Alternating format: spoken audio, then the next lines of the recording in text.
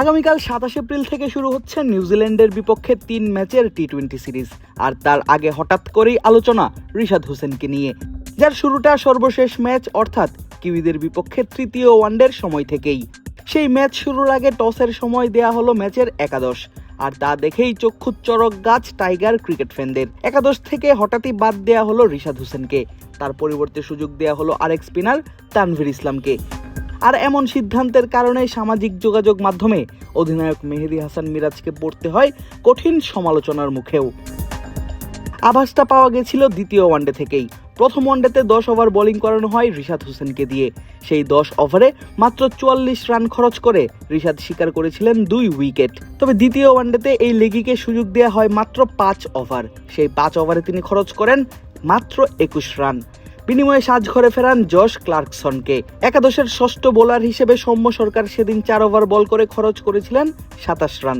তবে 2 ম্যাচেই মেহেদী হাসান মিরাজ পূর্ণ করেছিলেন নিজের কোটার 10 ওভারের পুরোটাই। এমনকি যেই তানভীরকে আনা হয়েছিল তৃতীয় ওয়ানডেতে রিশাদের বদলে, তিনিও ছিলেন বেশ খরচে। আর এতে উঠেছিল সমালোচনার ঝড়, কেননা রিশাদ ছিলেন নিজের কেরিয়ারের অন্যতম সেরা ছন্দে। গেল বছরের অক্টোবরে ওয়েস্ট ইন্ডিজের বিপক্ষে রিশাদ পেয়েছিলেন নিজের কেরিয়ারের সেরা পারফরম্যান্সের দেখা। 3 ম্যাচে 4.67 ইকোনমিতে শিকার করেছিলেন 12 উইকেট, যেখানে রিশাদের অর্ধেক উইকেটও শিকার করতে পারেননি অন্য কোনো বোলার।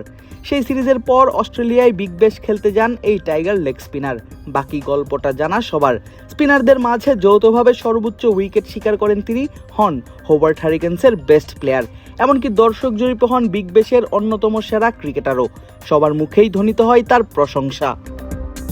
তবে এরপর ঘরের মাটিতে অনুষ্ঠিত হওয়া পাকিস্তান সিরিজে রিশাদকে দেয়া হচ্ছিল না 10 ওভার বোলিং।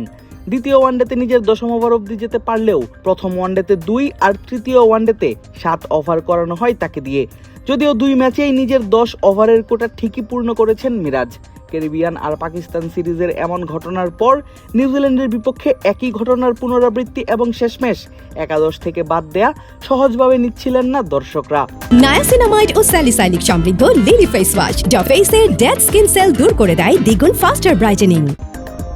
তবে রিশাদকে একাদশ থেকে বিশ্রাম দেওয়ার পক্ষে জাতীয় দলের spin bowling coach Mushtaq Ahmed দিলেন দারুণ এক যুক্তি। বললেন এটা নাকি রিশাদের প্রক্রিয়ারই একটি অংশ। মূলত বিশ্বকাপের আগে অন্য স্পিনারদের পরখ করে দেখতেই নাকি এমন সিদ্ধান্ত দলের। I think no, this is a part of his progress.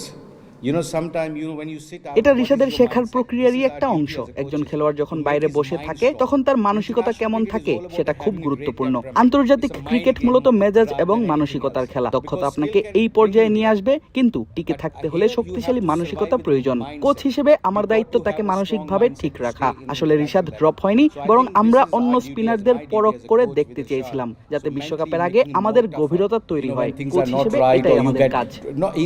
He was not dropped basically. He was bowled very well in last ODI, but like we just want to get more stronger in other spinners also. So when something happen, so all the spinners have some games. So yes, this is our duty to make sure like when people are not playing, they mentally should be very positive. 2-1 ব্যবধানে one day series জিতে এবার সবার নজর টি-20 দলের দিকে।